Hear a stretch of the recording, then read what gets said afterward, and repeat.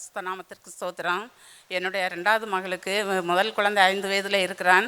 பிறகு ரெண்டாவது குழந்தை வேண்டும் என்று ஆண்டவர்கிட்ட கேட்டு அன்பரின் பாதத்தில் ப்ரேயர் ரெக்வெஸ்ட் கொடுத்துருந்தேன். பிரதர் கையிலையும் ப்ரேயர் பண்ண சொல்லியிருந்தேன். கடவுள் கிருபையால் ரெண்டாவது குழந்தை ஆண்டவர் ஆசீர்வாதத்தை தந்திருக்கிறாரு. அது கன்சீவான நாள்லேருந்தே அவள் ரொம்ப கஷ்டப்பட்டா. கடைசி வரைக்குமே பிறக்க போகிற நேரத்தில் அவளுக்கு மம்ஸ் இந்த முகம்லாம் வீங்கி போய் கடைசியில் அந்த பிறக்கிறதுக்கு 1 மாதத்துக்கு முன்னே அந்த வலது பக்கம் காதின் கீழே பயங்கரமாக ஒரு பெரிய வீக்கம். அதனால் பயந்துகிட்டே இருந்தேன். பிறகு டெலிவரியும் ஆச்சுது. பையனும் 2 கிலோ தான் இருந்தேன். ஆனாலும் ஆண்டவர் இப்போ நல்ல ஆசீர்வாதத்து பிள்ளை நல்லா வெயிட் போட்டு நல்லா 6 மாதம் ஆகுது பிறந்து. பிறகு அன்பரின் பாதத்தில் ஒரு நாள் அந்த மீட்டிங்கில் நவம்பரில் குழந்தை பிறந்து ஜனவரி மாதம் பிரதர் கையில் ப்ரேயர் பண்ண கொடுத்தா தொட்டுட்டு ஒன்றுமே இல்லை இது அப்படின்னு சொன்னாங்க. அதுலேருந்து அன்னையிலேருந்தே அது கொஞ்சம் கொஞ்சமாக அது வட்டி இப்போ காணாமலே போயாச்சு. அந்த அளவுக்கு ஆண்டவர் கிருபை செய்தார். கர்த்தருடைய பரிசுத்த நாமத்திற்கு ஸ்தோத்திரம். எனக்கு திருமணமாகி 15 வருஷமாக குழந்தை இல்லை. நாங்கள் 2022 அங்கிளை பார்க்க எங்களுக்கு ஒரு வாய்ப்பு கிடச்சிது. அப்போ அங்கிள் சொன்னாங்க, நடுகிறானும் அல்ல, நீர் பாய்ச்சினாலும் அல்ல, விளைய செய்கிற தேவனாலே உனக்கு எல்லாம் ஆகும் மகளே, நீ கவலைப்படாதன்னு சொல்லி அனுப்புனாங்க. நான் எவ்வளோ அவமானம் வெட்கம் எல்லாமே பட்டிருக்கேன். எவ்வளோ ஹாஸ்பிட்டலுக்கு போயிட்டேன், எவ்வளோ ட்ரீட்மெண்ட்டும் எடுத்துட்டேன். ஆனால் எந்த ட்ரீட்மெண்ட்லேயும் எனக்கு சக்ஸஸ் ஆகவே இல்லை. எல்லாருமே என்னை ஒதுக்கி வச்சாங்க, அவமானப்படுத்தினாங்க, அசிங்கப்படுத்தினாங்க. ஒரு நல்ல ஃபங்க்ஷன் கூட என்னால் போக முடியாது. எல்லாருமே என்னை ஒதுக்கி வைப்பாங்க. நம்ம அப்படியே போனாலும் என்னை எல்லாருமே ஓரமாக தான் நிற்க வைப்பாங்க. ஒரு நல்லது கெட்டது கூட என்னை கூப்பிட மாட்டாங்க. ஒரு நலங்கு வைக்கிற ஃபங்க்ஷன் கூட என்னை ஒதுக்கி தான் வைப்பாங்க. நான் பார்த்துருக்கேன், எவ்வளோ அவமானப்பட்டேன். ஆனால் அங்கிள் ஜோமனி உனக்கு நல்லது நடக்கும் மகளே, கண்டிப்பாக உனக்கு பிள்ளை பாக்கியம் கிடைக்கும் சொல்லி ப்ரேயர் பண்ணாங்க. எனக்கு 20 வயசுலேயே கல்யாணம் ஆகிடுச்சு. 15 வருஷமாக குழந்தை இல்லாமல் ரொம்ப அவமானப்பட்டேன். இங்கே ஜோமன்ட்டு போனது அது அடுத்த மாதமே எனக்கு உடனே தங்கிடுச்சு. போன வருஷம் ஆகஸ்ட் 3ஆம் தேதி எனக்கு பெண் பிள்ளை பிறந்தது. தேவனுடைய பரிசுத்த நாமத்திற்கே மகிமை உண்டாவதாக. ஆமென்.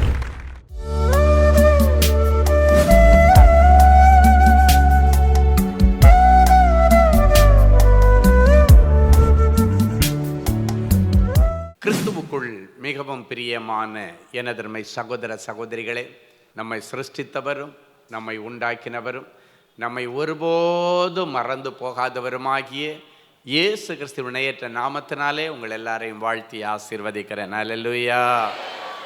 எல்லாரும் சந்தோஷமா இருக்கீங்களா? இந்த நாளிலும் ஆண்டவருடைய பாதப்படியிலே அமர்ந்து, ஆண்டவரே என் பிள்ளைகளுக்கு என்ன வார்த்தை சொல்லி என் பிள்ளைகளை ஆசீர்வதிக்க விரும்புகிறேன். தேவ சமூகத்திலே ஜெபத்திலே தரித்திருந்த பொழுது நம்மை ஆசீர்வதிக்கும்படி ஆண்டவர் கொடுக்கிற மங்கள வார்த்தை சங்கீதம் 34, 5, 6 ஆகிய வசனங்கள். அவர்கள் அவரை நோக்கி பார்த்து பிரகாசம் அடைந்தார்கள். அவர்கள் முகங்கள் வெட்கப்படவில்லை.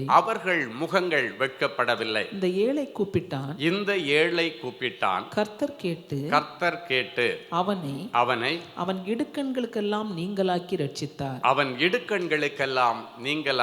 ரட்சித்தார். பிரச்சனைகள் வரும் பொழுது நாம் அங்கும் இங்கும் அலை மோதுகிறோம். ஆனால் அங்கும் இங்கும் அலை மோதி எல்லா முயற்சிகளும் நமக்கு கை கொடுக்காத நேரத்திலே தான் ஒரு மனிதன் ஆண்டவரை நோக்கி கூப்பிடுகிறான், ஆண்டவரை தேடுகிறான், ஆண்டவரை நோக்கி பார்க்கிறான். என் அன்பு தேவனுடைய பிள்ளைகளே, இந்த உலகத்தில் உங்களுக்கு எந்த நேரத்தில் எந்த பிரச்சனை வரன்னு சொல்ல முடியாது. ஆண்டவர் சொல்லியிருக்கிறார், இந்த உலகத்தில் உங்களுக்கு பிரச்சனைகள் உண்டு. பிரச்சனை இல்லைன்னு ஒரு நாள் நீங்கள் நினைக்காதீங்க. இந்த உலகத்தில் கட்டாயம் உங்களுக்கு பிரச்சனைகள் உண்டு. ஆனாலும் தைரியமாயிருங்கள். உலகத்தை ஜெயித்த நான் அந்த பிரச்சனையிலிருந்து நீங்கள் ஜெயமெடுத்து அடுத்த காரியத்திற்கு கடந்து போக நான் உங்களுக்கு உதவி செய்வேன். ஒரு சின்ன உதாரணத்திற்கு நான் சொல்லுகிறேன். இப்போ உங்கள் வீட்டில் நீங்கள் படுத்து கிடக்கிறீங்க. திடீர்னு உங்களுக்கு ஒரு நெஞ்சு வலி எடுக்கிற மாதிரி ஒரு ஃபீல். ஒரு உதாரணத்துக்கு நான் சொல்கிறேன். ஒரு நெஞ்சு வலி வரா மாதிரி இருக்குதுன்னா அந்த நேரத்தில் நீங்கள் அவசரத்துக்கு உதவி செய்கிறதுக்கு உங்களுடைய பிள்ளைகளை தேடுவீங்க. பிள்ளைங்க வீட்டில் இருக்க மாட்டாங்க. ஃபோன் பண்ணி, எங்கடா இருக்கிற, நான் இப்போ தான் விளையாடிட்டு இருக்கிறேன், இப்போ தான் கிரிக்கெட் ஆடிட்டுருக்கிறேன்னுவான். அப்பாவுக்கு முடியலடா, சீக்கிரம் வாடா அப்படின்னு சொன்னால் அவன் அங்கேருந்து எல்லாத்தையும் தூக்கி எறிஞ்சிட்டு பதறி அடிச்சுட்டு ஓடி வருவான். ஏன்னா அப்பாவுக்கு ஒரு கஷ்டம், ஒரு இருதய வியாதி, இல்லைன்னா இருதயத்தில் ஒரு வலி வருது அப்படின்னாச்சுன்னா அது சாதா வியாதியோ பிரச்சனையோ இல்லை, அது ஒரு சீரியஸான காரியமோ. அந்த பிள்ளையால் அதுக்கு மேலே அவனுடைய அந்த வேலையே இல்லைனாச்சுன்னா அவனுடைய அந்த விளையாட்டை கண்டினியூ பண்ண முடியாது. இதுதான் அப்பா பிள்ளைகளுக்கு இடையில, அம்மா பிள்ளைகளுக்கு இடையில உள்ள உறவு. தூக்கி எறிஞ்சிட்டு ஓடி வந்துடுவான். அவன் வர்றதுக்குள்ளால ஒரு மனுஷனுக்கு என்ன வேண்டுமானாலும் நடக்கலாம். இல்லாவிட்டால் நீங்கள் இப்படிப்பட்ட இக்கட்டான சூழ்நிலைகள், இந்த வேதம் சொல்லுகிறபடி இடுக்கண்கள் என்று சொல்லுகிறது. அப்படின்னா இக்கட்டான சூழ்நிலைகள் வரும் பொழுது, ஒருவேளை உங்களுடைய மனைவியை நீங்கள் கூப்பிட்டா கூட அவங்க கிச்சனில் இருப்பாங்க, இல்லைன்னாச்சுன்னா வேறு ஏதாவது வேலை செய்துட்டு இருப்பாங்க, வீட்டை பெருக்கிட்டு இருப்பாங்க.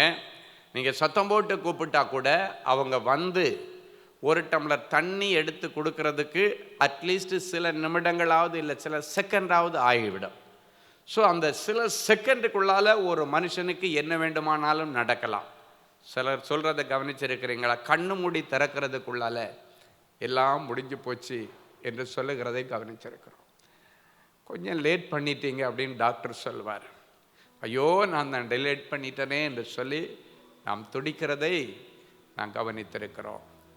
அப்போ பாருங்கள், எல்லாத்துலேயுமே டிலே வரும் பொழுது சில கஷ்டங்கள், தாங்க முடியாத இழப்புகளை நாம் சந்திக்க வேண்டிய சூழ்நிலை வரும். ஆனால் எப்போ உனக்கு பிரச்சனையோ, அழைத்ததும் ஓடி வருகிற ஆண்டவர் ஒருவர். அவரை நோக்கி பார்த்து, ஆண்டவரே இந்த இக்கட்டான சூழ்நிலையில் நான் உங்களை நோக்கி பார்க்கிறேன், இந்த சூழ்நிலையில் உங்களை விட்டா எனக்கு உதவி செய்ய யாரும் இல்லை ஆண்டவரே. என்னுடைய மனைவி வேலையா இருக்கிற, அவ வர்றதுக்குள்ளால எனக்கு ஏதாவது ஆயிடுமோ பயமா இருக்கு. பிள்ளைங்க எல்லாம் வீட்டில் இல்லை ஆண்டவரே, நான் தனியா கிடக்கிறேன், உங்களை தான் நான் நம்பி இருக்கிறேன், எனக்கு உதவி செய்யுங்க, இந்த ஏழை கூப்பிடுகிறேன். கர்த்தர் அவன் சத்தத்தை கேட்டு அவனுடைய இக்கட்டான சூழ்நிலையில அவனை விடுவிப்பார் என்று வேதம் சொல்லுகிறது. நான் உம்மை நோக்கி கூப்பிடுகிறேன் ஆண்டவரே என்று சொல்லி ஒரு மனுஷன் ஆண்டவரை நோக்கி கூப்பிட்டா சடுதியில இறங்கி வருகிறவர் அவர்.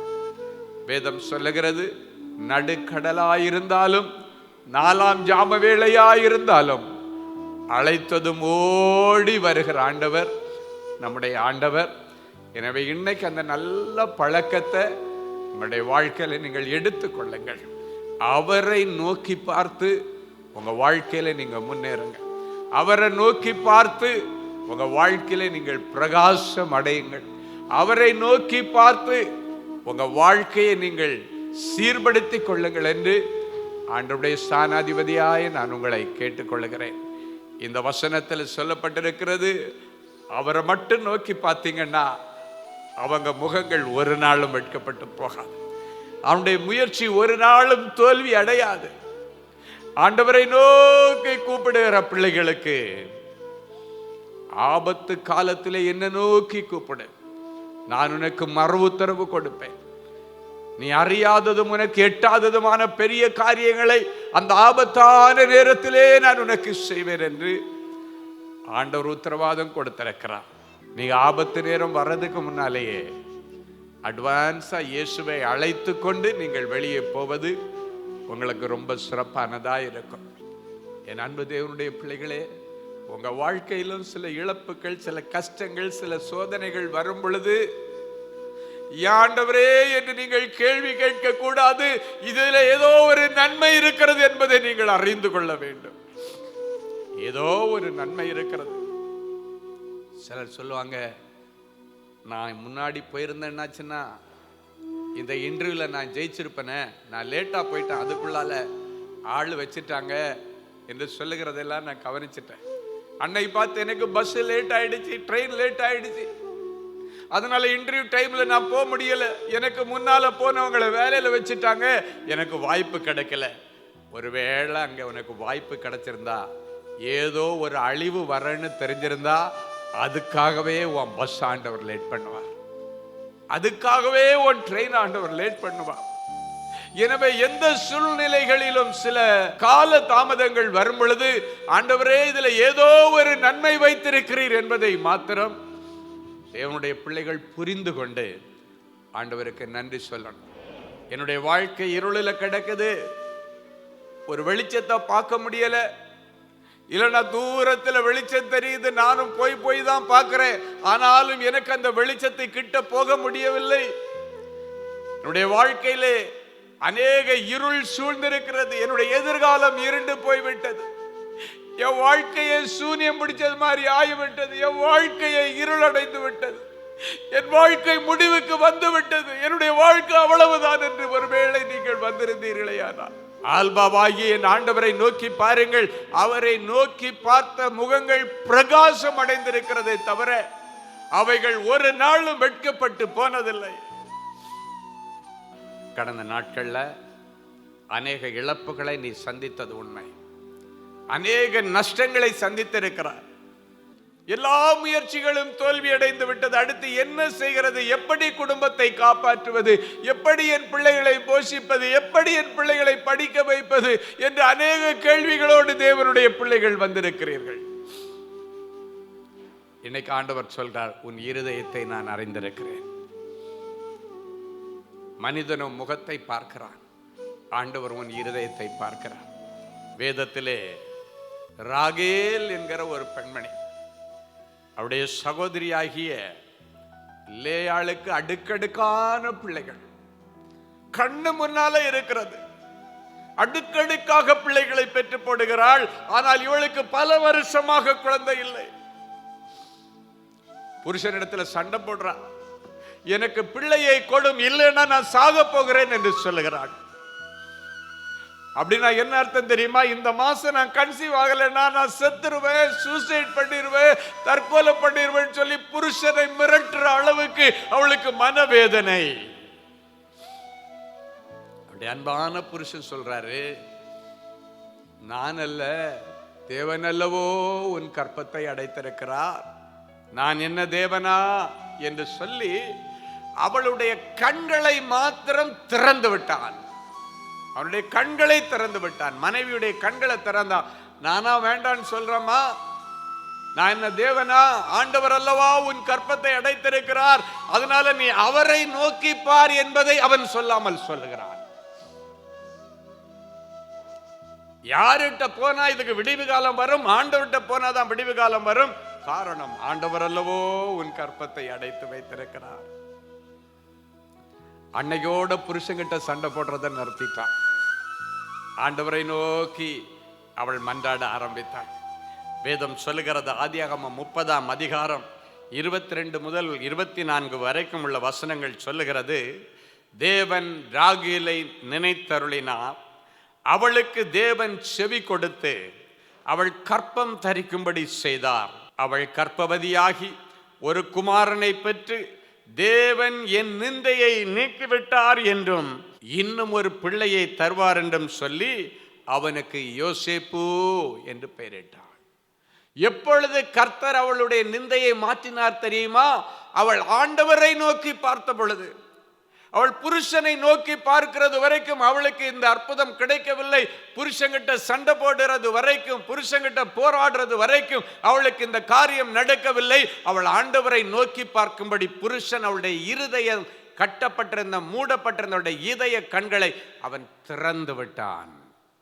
அவ்வளவுதான், அதோட ஆண்டவரை பிடிச்சிட்டு. அதனால்தான் இந்த வசனம் சொல்லுகிறது, தேவன் ராகேலை நினைந்தருளினாள், அவளுக்கு தேவன் செவி கொடுத்து. அப்படின்னாச்சுன்னா புருஷங்கிட்ட சண்டை போடுறதை விட்டுட்டு இப்ப ஆண்டவரை நோக்கி அவன் மன்றாட ஆரம்பிச்சுட்டா, ஆண்டவரை நோக்கி பார்த்தா. அதனாலதான் ஆண்டவர் தெளிவாய் எழுதுகிறார், தேவன் அவளுக்கு செவி கொடுத்து அவள் கற்பம் தரிக்கும்படி சொன்னார். உங்க அற்புதம் ரொம்ப சிம்பிளான வழியில நீங்க பெற்றுக்கொள்கிறதுக்கு ஆண்டவர் ஒரு வழி சொல்றாரு. மறுபடியும் ஆண்டவர் சொல்றாரு, அவ புருஷங்கிட்ட இந்த காரியத்துக்காக சண்டை போட்டுட்டு இருக்கிறது வரைக்கும் காரியம் நடக்கலை. புருஷன் சொல்றாரு, என்னை விட்டுரு, அவரை பிடிச்சிரு. சொல்லுங்க, என்னை விட்டுரு, அவரை பிடிச்சிரு. அதான் அவன் புருஷன் சொன்ன பதிலினுடைய யதார்த்தமான அர்த்தம். அதுதான், நான் அல்ல, தேவன் அல்லவோ உன் கற்பத்தை அடைச்சிருக்கிறாரு, அதனால அவராதான் திறக்க முடியும், இதுக்கு மேல அவரை நோக்கி பார் என்று ஒரு புருஷன் தன்னுடைய மனைவியுடைய மனக்கண்களை திறந்து விட்டான். என்ன விட்டுரு, அவரை பிடிச்சிக்கோ. இந்த வார்த்தை இன்னைக்கு உங்க ஒவ்வொருவரிடத்திலும் இருக்கட்டும். என்ன விட்டுரு, அவரை பிடிச்சிக்கோ. அவரை நோக்கி பார்த்தா பிரகாசம் அடைவாய்.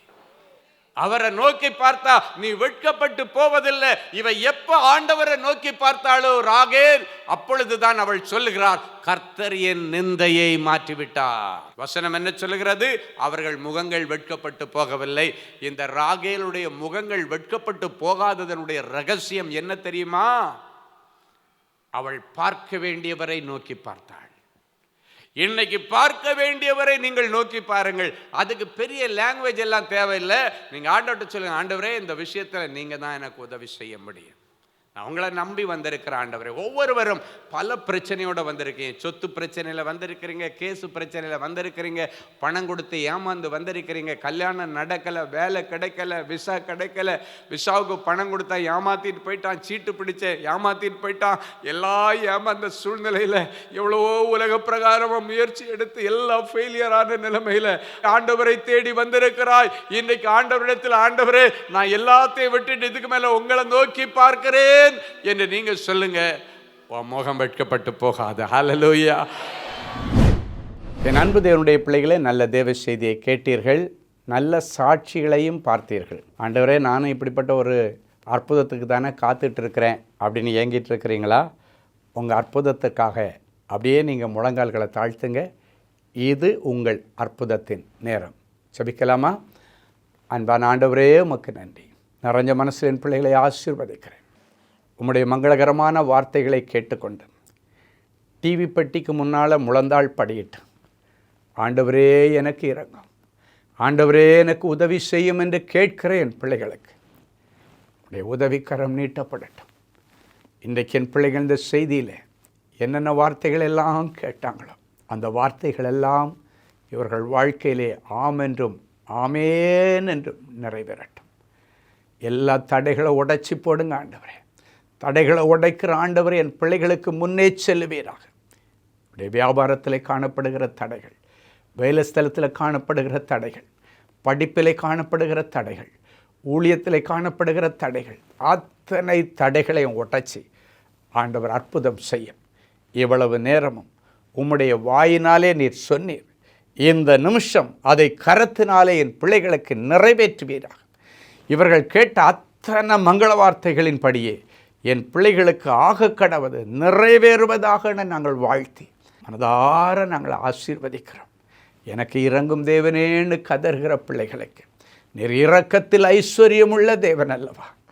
என் ஒரேளை என் பிள்ளைகளுடைய செய்கைகள் உம்முடைய சமூகத்திலிருந்து என் பிள்ளைகளுக்கு கோபாக்கிறேன் வியாதிகளை கொண்டு வந்திருந்தாலும், கோபாக்கிறேன் இழப்புகளை கொண்டு வந்திருந்தாலும், பிள்ளைகளை கிருபையாய் மன்னித்து என் பிள்ளைகளுக்கு மறுபடியும் வாழ்வதற்கு ஒரு வழியை தாரும்.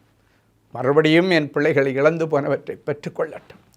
ஆண்டவருடைய சரீரத்தில் இருக்கிற கொள்ளை நோய் இயேசுவின் நாமத்தினாலே மறைந்து போகட்டும். தெய்வீக தொடுதலை தாரும். டிவி பெட்டிக்கு முன்னால் முழந்தாள் படியிட்டு கிடக்கிற என் பிள்ளைகள் உடைய இருதயத்தின் அங்கலாய்ப்புகள் உமக்கு தெரியும் ஆண்டவர். சில காரியங்களை யாரிடத்தில் சொல்லி அழ முடியாமல் என் பிள்ளைங்க கதறிட்டு இருக்கிறாங்க. அவற்றை உங்கள் பாதத்தில் வைத்து நாங்கள் ஜெபிக்கிறோம். இரக்கத்தில் ஐஸ்வர்யமுள்ள தேவனே, என் பிள்ளைகளுக்கு இறங்கி அற்புதங்களை செய்யும். ஒவ்வொருவரையும் தொட்டு குணமாக்கும். கற்பத்தின் வியாதிகள் மாறட்டும் சுவாமி.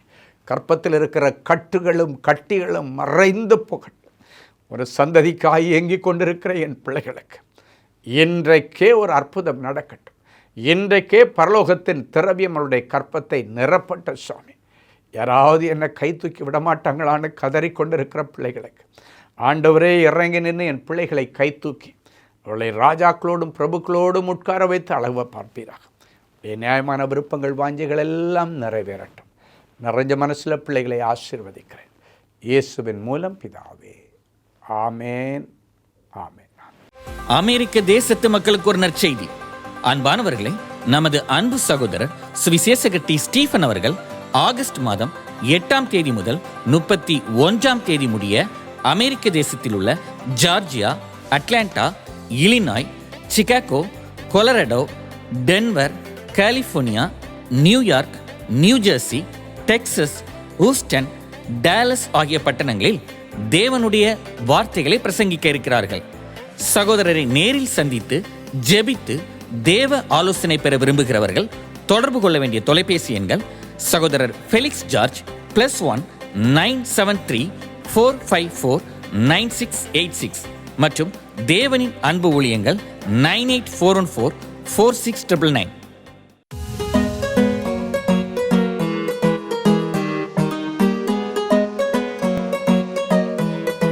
தேவனின் அன்பு ஊழியங்கள் நடத்தும் இஸ்ரேல் தேச புனித பயணம். அன்பானவர்களே, ஆண்டவராகிய இயேசு கிறிஸ்து பிறந்து வளர்ந்து ஊழியம் செய்து மரித்து அடக்கம் பண்ணப்பட்டு உயிரோடு எழுந்த புனித ஸ்தலங்களை கண்டு மகிழ இதோ ஓர் அரிய வாய்ப்பு. உங்கள் வாழ்நாள் கனவை நனவாக்க நமது அன்பு சகோதரர் சுவிசேஷகர் டி. ஸ்டீபன் அவர்களுடன் 11 நாட்கள்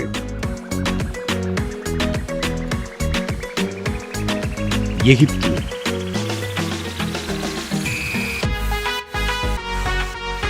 யோர்தான், பாலஸ்தீனம், இஸ்ரேல் தேசங்களுக்கான புனித பயணம் 2025 ஆண்டிற்கான இந்த புனித பயணமானது அக்டோபர் மாதம் 14ஆம் தேதி முதல் 24ஆம் தேதி முடிய 11 நாட்கள் நடைபெறுகிறது. இது ஒரு சாதாரண சுற்றுலா அனுபவம் அல்ல. இயேசு கிறிஸ்துவின் பாதங்கள் பதிந்த இடங்களில் உங்களுடைய பாதங்களும் பதியும்படிக்கு அவருடைய கரங்களை பிடித்து நடக்கிற ஓர் உன்னத அனுபவம். மேலும் விவரங்களுக்கு தொடர்பு கொள்ள செல்போன் எண்கள் 7299-4799 மற்றும் 9841437999. Email exodusholytours@gmail.com. Website www.exodusholytours.com.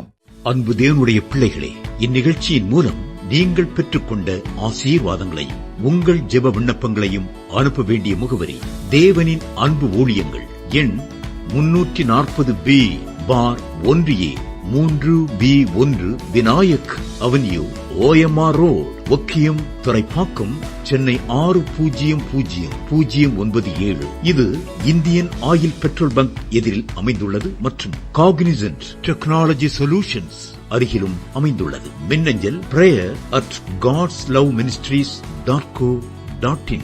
எங்களது இணையதளம் www.godsloveministries.co.in. மேலும் 24 மணி நேர ஜெப உதவிக்கு 04454547999 மற்றும் 9941950999 என்ற எண்களுக்கு தொடர்பு கொள்ளுங்கள். கர்த்தர் தாமே உங்களை ஆசீர்வதிப்பாராக.